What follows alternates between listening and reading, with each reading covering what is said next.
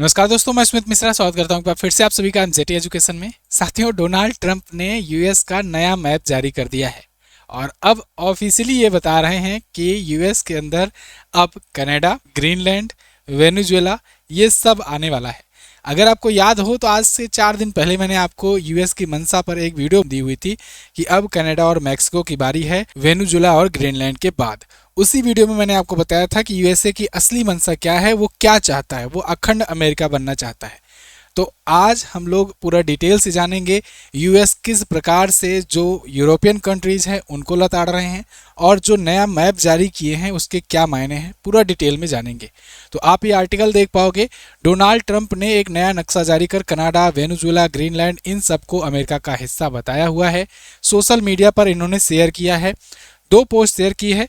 एक में तो इन्होंने नक्शा बाकायदा जारी किया है तो एक में ये झंडा लहराते हुए नजर आ रहे हैं अमेरिका का, और लिखा हुआ है यहाँ पर ग्रीनलैंड यूएस टेरिटरी 2026। ऑब्वियस सी बात है, ये एआई से जनरेट किया गया है, लेकिन इसको डोनाल्ड ट्रंप के ऑफिशियल अकाउंट से पोस्ट किया गया है। यहाँ पर मार्को रूबियो और जेडी वेंस भी दिख रहे हैं, जो कि मार्को रूबियो यहाँ के विदेश मंत्री हैं, जेडी वेंस उपराष्ट्रपति हैं, ये तो डोनाल्ड ट्रंप राष्ट्रपति हैं।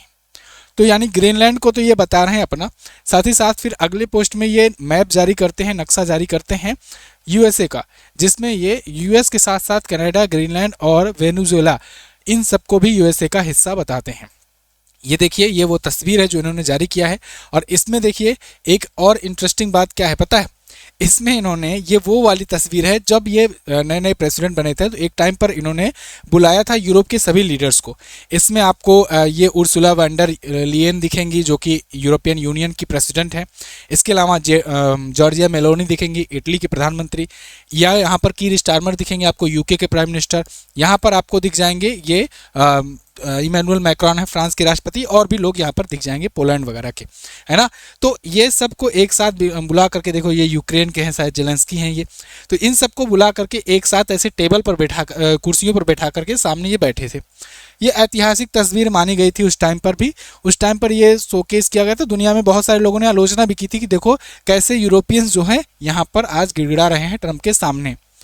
यूरोपियंस इसमें अपना एक पोलाइट बिहेवियर मान रहे थे, है ना, कि चलो वो तो एक पोलाइट गेस्चर है, हमारा प्रेसिडेंट है, चलो हम लोग बैठ गए, अच्छी बात है, हम बड़े हैं, लेकिन हमने यहाँ पर अपना एक पोलाइट बिहेवियर दिखाया।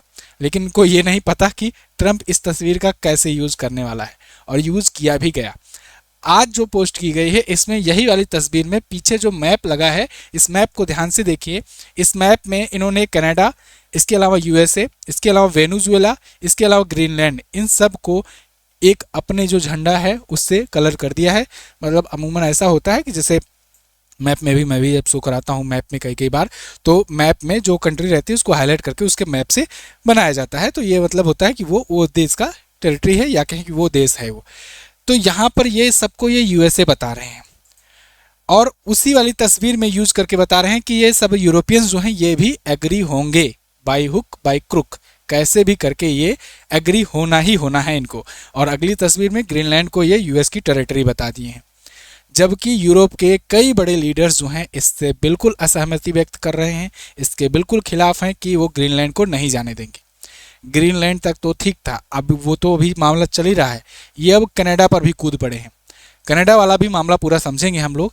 तो देखिए अभी एक और हरकत की इन्होंने, देखो मतलब ना, डोनाल्ड ट्रंप डिप्लोमेसी को बिल्कुल मजाक बनाकर रख दिए हैं। ऐसा कोई मतलब इतना कोई सोच भी नहीं सकता है कि क्या ये कर दे रहे हैं, कि कोई एक प्रेसिडेंट लेवल का ऐसा करता, जैसे 2 दोस्त नहीं लड़ते हैं, या कहें कि क्लास में होता नहीं है विवाद, या किसी कंपनी में विवाद होता है तो वो एक एक चीज़ें खोलना शुरू करता है, ऐसे ही ये कर रहे हैं आज के टाइम पर डोनाल्ड ट्रंप। अभी इन्होंने एक पर्सनल मैसेज को पोस्ट कर दिया जो इमैनुअल मैक्रोन, फ्रांस के राष्ट्रपति ने इनको किया था।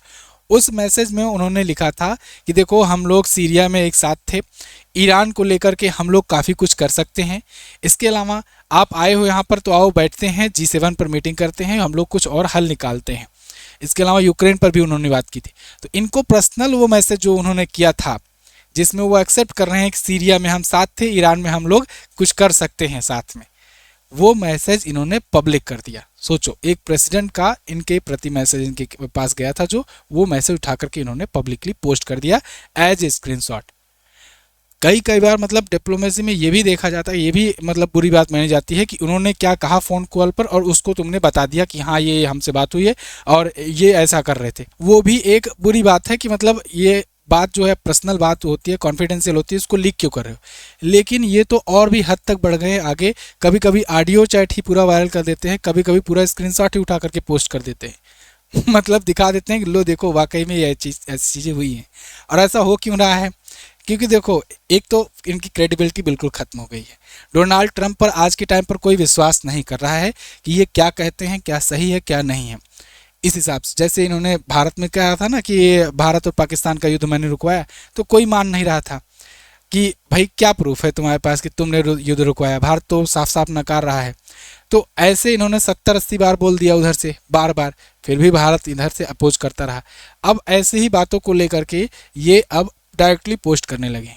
इस टाइम पर ना डोनाल्ड ट्रंप की 3 टाइप की डिप्लोमेसी देखने को मिल रही है डोनाल्ड ट्रंप की वजह से। एक तो वो कि इतने चाटुकार बन जाओ, इतनी चापलूसी करो, इतना चापलूसी करो कि ये बहुत खुश हो जाए और पूरा न्यौछावर हो जाए, तो वो उसके लिए तो ऐसा करेंगे। दूसरा ये कि इनकी भक्ति में लग जाओ, कह दो हाँ ठीक है यूएसए जो कर रहा है हम सपोर्ट करेंगे, यूएसए हमारा एलाई है, हमारा फ्रेंड है, लेकिन हम लोग बहुत पुराने एलाई हैं, इसलिए हम अच्छे से काम करेंगे, साथ मिलकर काम करेंगे। उन लोगों को भी ये लताड़ते बहुत बुरा तरीके से हैं, उनको यूरोप की तरह लताड़ते हैं। तो यूरोप वाली डिप्लोमेसी भी दूसरा वाला टाइप। एक तीसरा वाला टाइप जो भारत ने दुनिया को सिखाया कि जैसे कोई पागल टाइप का कोई व्यक्ति घूम रहा है, कुछ भी बोले कुछ भी चिल्लाए, शांति से, गनीमत यही है कि भाई चुपचाप शांति से किनारे किनारे निकल लो, चलते रहो, कोई जवाब ही मत दो। कोई जवाब दिए तो फिर जान लो वो और अग्रेसिव हो जाएगा और तुमसे भिड़ना शुरू कर देगा। यही किया इंडिया ने इसके साथ। और अब आगे आने वाले टाइम पे जैसे रसिया यूक्रेन के टाइम पर बाद में सब लोगों ने इंडिया को सराहा था कि इंडिया ने ठीक किया कि ना यूरोप का पक्ष लिया यानी यूक्रेन का पक्ष लिया, ना पूरी तरीके से रसिया का पक्ष लिया। ऐसे ही इसराइल और हमास वाले में भी दोनों को साथ कर चला गया, फिलिस्तीन को और इसराइल को। ऐसे ही यहाँ पर भी एक चीज़ सीखने को मिलेगी दुनिया को कि देखो भारत ने अच्छा किया कि इसके सामने कोई जवाब नहीं दिया, बिल्कुल शांति बनाए रखे, क्योंकि जो जवाब देने पर आ रहा है, जैसे इमैनुअल मैक्रोन 2-4 बार इनको जवाब दिए, तो ये उठा करके उनके पुराने ट्वीट, पुराने जो पर्सनल मैसेजेस हैं उसको इन्होंने वायरल करना शुरू कर दिया है, पोस्ट करना शुरू कर दिया है।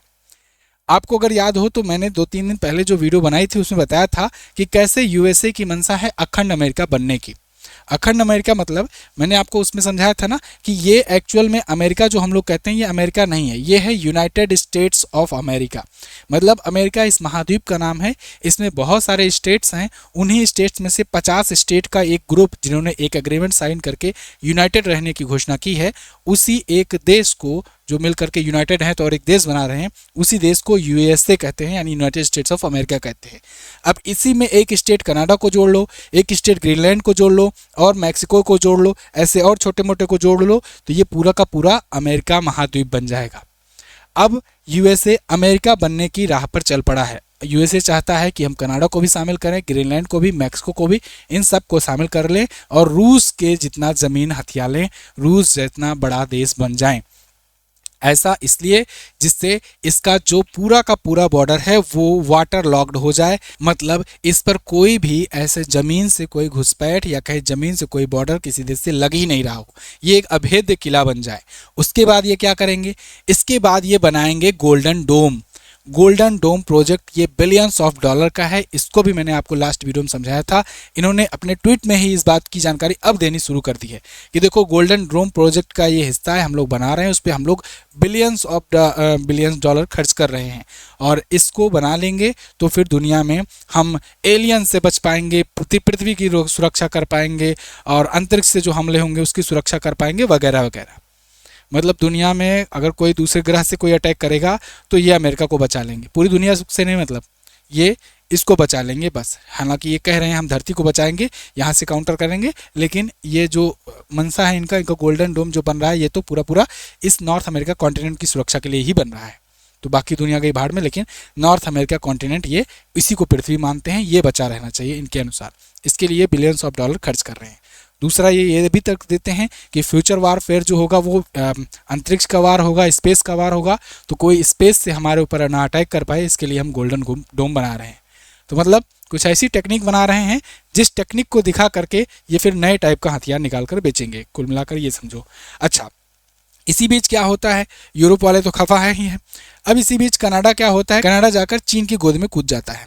चीन से जाकर के एक हैवी डील कर लेता है लगभग $7 बिलियन की। इसके साथ साथ कनाडा ने चाइना के वाहनों पर जो 100% टैरिफ लगता था चाइनीज ईवी पर, इलेक्ट्रिक व्हीकल्स पर, वो हटा दिया। जब इससे ट्रंप नाराज हैं कि इलेक्ट्रिक व्हीकल्स पर अगर टैरिफ हटा दियो मतलब कनाडा की सड़कों पर चाइनीज कार घूमेंगी, चाइनीज कार दौड़ेंगी, और जब ईवी से चलने लगेंगी सब लोग ईवी लेंगे क्योंकि सस्ती हो जाएगी भाई। 100% टैरिफ मतलब समझ रहे हो ना, वही हाल जो टेस्ला का भारत ने किया कि मतलब वहाँ की 35 लाख की गाड़ी आती है, यहाँ 70 लाख में हो जाती है, तो कोई खरीदता नहीं है। लेकिन अब सोचो जब वही 35 लाख की गाड़ी यहाँ पर आ जाए 35 लाख में, ऑटो पायलट मोड में, ऑटो ड्राइविंग मोड में वगैरह वगैरह, तो यही वो भी टेस्ला से कहीं ज़्यादा बेटर चाइनीज़ कंपनियां आजकल बहुत बढ़िया BYD वगैरह कंपनी आई हुई है, बहुत बढ़िया बढ़िया कारें निकाल रही हैं। अब वो कारें अगर कनाडा की सड़कों पर दौड़ेंगी, इलेक्ट्रिक व्हीकल वाली होंगी, तो इनका तो पूरा खेल ही खराब हो जाएगा ना। क्यों? क्योंकि ये वेनेजुएला को इसीलिए तो कब्जा किए जिससे वो जहाँ से ज़्यादा तेल निकाल सकें, दुनिया को ज़्यादा ज़्यादा तेल बेच सकें। इनकी और एलन मस्क की इसी बात पर लड़ाई हुई थी कि वो कह रहे थे इलेक्ट्रिक व्हीकल्स को बढ़ावा दो, ये कह रहे थे नहीं हम तेल कंपनियों को बढ़ावा देंगे, ज़्यादा से ज़्यादा तेल निकालेंगे और ज़्यादा से ज़्यादा तेल बेचेंगे, हम पैसा कमाएंगे। अगर इलेक्ट्रिक व्हीकल्स को बढ़ावा देंगे तो इससे पर्यावरण को फ़ायदा होगा, इससे एलन मस्क को फ़ायदा होगा, हमारा क्या फ़ायदा होगा? हमें फ़ायदा चाहिए, तो हमें फ़ायदा चाहिए तो हम तेल निकलवाएंगे, तेल बेचेंगे। तेल नहीं है तो कोई बात नहीं, वेनेजुएला पर कब्जा कर लेंगे, उसका तेल बेचेंगे, और ग्रीनलैंड पर कब्जा कर लेंगे, वहाँ से तेल निकाल करके बेचेंगे, वहाँ से मिनरल निकाल करके बेचेंगे। तो इसीलिए अब ये कनाडा पर गुस्सा है, कनाडा पर गुस्सा है, और गुस्से को दिखाते हुए उन्होंने मैप जारी किया, उसमें कनाडा को भी अपना हिस्सा बता दिया। वैसे ही कनाडा को 51वां स्टेट जब जस्टिन ट्रूडो थे तभी से ये कहते आ रहे थे कि वो तो अपना 51वां स्टेट है, और अभी ग्रीनलैंड को 51वां स्टेट बनाने के लिए बिल भी पास कर चुके हैं।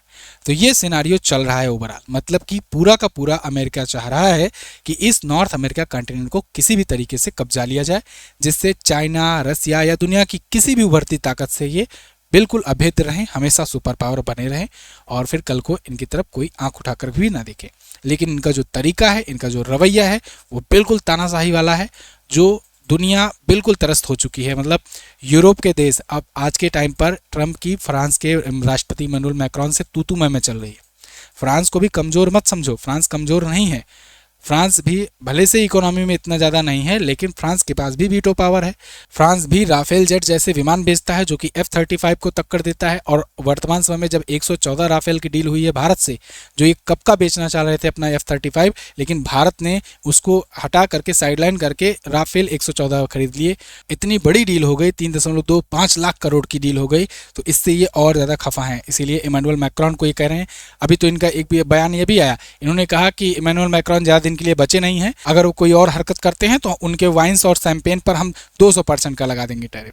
मतलब अब अगला नंबर ये फ्रांस पर लगाने वाले हैं टैरिफ वगैरह का। तो अब ऐसे में एक चीज़ आपको सुन करके अच्छा लग रहा होगा, यार अच्छा किया पीएम मोदी ने, इनको कोई जवाब देना जरूरी नहीं समझा कि इनका फ़ोन ही ना उठाओ, इनको जवाब ही ना दो, जाओ आराम से सोमनाथ घूमो, इधर घूमो उधर घूमो, ठीक है, प्रचार करो, कम से कम प्रचार मंत्री ही कहलाओ, लेकिन इनसे कम से कम कुछ दिन के लिए दूरी बना करके रखो, क्योंकि ये जो है व्यक्ति बौखलाया हुआ है, और मुझे नहीं लगता कि अब ये ज़्यादा दिन तक चलेंगे।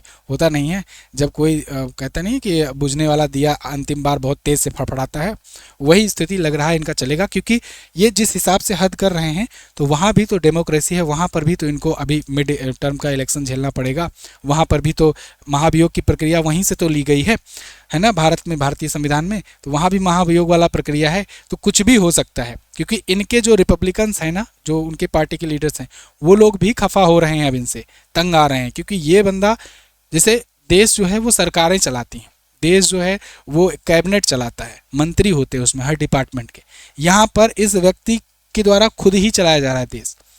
मतलब व्हाइट हाउस को भी चीज़ नहीं पता होती है कि डोनाल्ड ट्रंप अगले दिन क्या करने जा रहे हैं, यही बंदा अनाउंस कर देता है कि हम ये करेंगे, तो उस ट्वीट को लेकर वो भी ऑनलाइन ही अनाउंस करते हैं, रूम में बैठे हैं, सो रहे हैं, मन किया चलो आज ग्रीनलैंड पर कब्जा करते हैं, चलो आज कनाडा का मैप जारी करते हैं। उसके बाद उस चीज़ को जस्टिफाई करने के लिए बार बार लिपापोती करने व्हाइट हाउस के एक स्पोक पर्सन आकर के खूब खूबसूरत सी महिला खड़ा कर दी हैं, आकर के वो बोलती हैं मीठा मीठा शब्द, सब लोग सुनते हैं, ठीक है। तो अब ये चीज़ें चल रही है इनका, लेकिन अब ये ज़्यादा दिन नहीं चलेगा, क्योंकि अब देखो, अब अगर आपने देखा होगा, इसलिए कहता हूँ चैनल को सब्सक्राइब करके रखिए, हर दिन डे टू डेट जो भी घटनाएं हो रही है वो मैं आपको अपडेट दे रहा हूँ। अभी मैंने कुछ दिन पहले बताया था भारत ने 30% टैरिफ लगाया था उनकी दालों पर, पल्सेस पर। अब उनकी दालों पर जब 30% का टैरिफ लगाया था, तो इन्हीं की ही पार्टी के 2 रिपब्लिकन सांसद 2 रिपब्लिकन कांग्रेसमैन, ठीक है, सीनेटर जिन्हें कहते हैं, वहाँ के सांसद कहो, तो उन्होंने आवाज़ उठाई, उन्होंने इनको ट्रंप को चिट्ठी लिखी थी कि भाई इंडिया से रिक्वेस्ट करो, पीएम मोदी से रिक्वेस्ट करो कि वो पल्सेस पर जो 30% टैरिफ लगाए हैं उसको बंद कर दें। भारत ने हो हल्ला नहीं किया था, भारत ने नवंबर में ही टैरिफ लगा दिया था और ये 50% टैरिफ लगाए थे, लेकिन इतना चिल्लाए थे, इतना कूदे थे कि पूरी दुनिया जान गई कि कैसा क्या हो रहा है। भारत ने भी साइलेंटली वही काम किया जो काम ये साइलेंटली रसिया के साथ करते थे, मतलब रसिया से दुनिया भर को कट ऑफ करवाए और खुद रसिया से यूरेनियम वगैरह खरीद रहे थे। वही काम इंडिया ने किया कि साइलेंटली टैरिफ लगा दिया, चिल्लाया नहीं, कोई हो हल्ला नहीं किया। इन तक शायद बात ही ना पहुंची हो, जो मिनिस्टर्स रहे होंगे, जो ट्रेड करते होंगे, वहां तक बात गई हो और फिर बाद में जब वो झेलना पड़ा जो उनके किसानों को, कांग्रेसमैन तक आवाज़ गई उनके, तो फिर पता चला, इन्होंने लेटर लिख करके इनको बताया कि देखो ऐसा कर रहा है इंडिया। तो अब इनको समझ में आ रहा है। तो कुल मिला करके इस समय पूरी दुनिया में भयंकर ये उथल पुथल मचा करके रखे हैं। नोबेल नहीं मिला तो ये नॉर्वे को भी हड़काने लगे थे कि नॉर्वे के पर टैरिफ लगाएंगे। नॉर्वे के प्राइम मिनिस्टर को खुद आकर के बोलना पड़ा कि देखो भाई, नोबेल कमेटी अलग है, उसका सरकार से कोई लेना देना नहीं है, हमसे कोई मतलब नहीं, हम नहीं इन्फ्लुएंस करके दिलाते हैं। वो नोबेल कमेटी है, वो इंडिविजुअल बॉडी है, वो देती है नोबेल पीस प्राइज़। तुम उस पर सरकार को क्यों खामियाजा भुगतना कर रहे हो? नॉर्वे पर क्यों टैरिफ लगाओगे भाई? उसको लगाओ जो कुछ करना हो। नोबेल नहीं मिला, अब पहले कहे कि शांति पुरस्कार, अब कह रहे हैं कि शांति पुरस्कार नहीं मिला, अब हमें शांति से कोई मतलब नहीं है, अब हम शांति के लिए नहीं देखेंगे, हम केवल अपना अमेरिका देखेंगे, अमेरिका फर्स्ट पॉलिसी अपनाएंगे। तो ये सारी चीज़ें चल रही हैं। आगे कोई भी अपडेट आता है तो मैं आपको बताऊंगा। चैनल को सब्सक्राइब करके रखिए। फिलहाल देखते हैं अब ये कब तक दिया जो वह फपक रहा है, कब तक फपकता है और कब जा करके ये बुझता है। मिलेंगे अगली वीडियो में, तब तक के लिए नमस्कार, जय हिंद, वंदे मातरम।